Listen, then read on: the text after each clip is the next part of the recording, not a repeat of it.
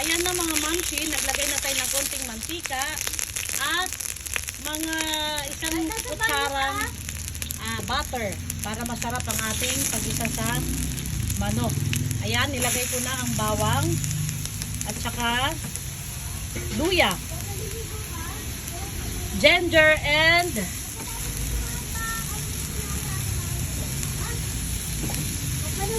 garlic.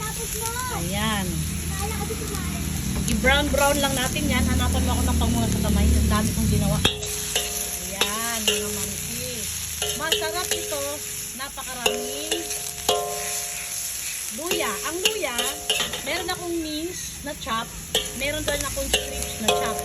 Mince para mas lumabas ang lasa or katas ng luya. At makakain siya. Ayan. I-brown na natin ng konti at bago natin ilagay ang sibuyas. Ayan. So, hintayin natin mag-brown. Hindi gamit ko na yan Basa na to? May manta na. Okay. Gupitin mo na. Ba't pa gupitin? Huwag na, ba't gupitin pa? Para malaman. Nahiwaan lang. Ayan guys. Lumabas ng aroma ng bawang at luya. Ilagay na natin ang sibuyas. Ayan. Hayaan din natin na mag-aroma ang sibuyas. Ready na natin ilagay ang karne ng manok o any karne ng baboy, karne ng baka. Bahala kayo kung anong ilalagay nyo karne. Ayan. So sisimutin natin to dahil ang mahal ng Ricardo. Ricardo lang ng tinola, almost 400 na ang nagastos ko. Kaya simutin natin to. Walang iiwan. Sobrang mahal. Ayan.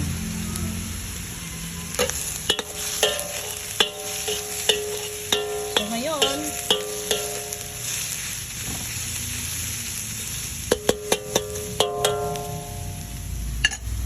umaamoy na ang aroma ng sibuyas. Ilagay na natin ang karni ng ayan guys. Ngayon maglagay na tayo ng konting asin.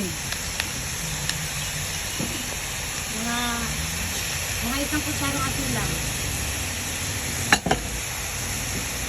Yan. Mamaya na tayo magtimpla ng marami. Tapos maglagay din tayo ng pabot ng nor. Nor at saka magic sarap. Optional. Kung gusto nyo maglagay, okay. Kapag hindi kayo maglagay, walang problema.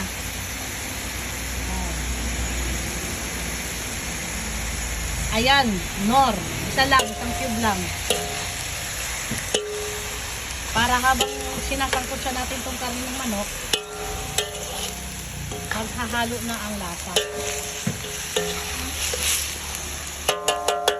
Maring nor!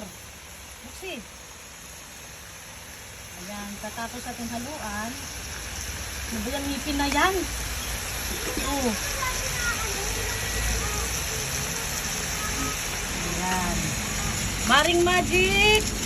Maring Magic! Mamagicin ni Maring Magic ang lasa ng ating tinolang manok.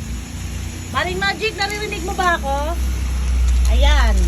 Magmamagic ang lasa nito sa sobrang sarap. Dahil mamagicin ni Magic sarap. Bye, Maggie! Babalikan natin to guys. Tatakpan lang natin. Nang sa ganon ay masangkot siya ang karne. Kailangan brown siya. Mamaya at wala ng tubig. Wala ng katas na galing sa manok. No? Saka natin siya lagyan ng sabaw. Paabot na sa ng takip. Takpan muna natin at hintayin natin masangkot siya ang manok.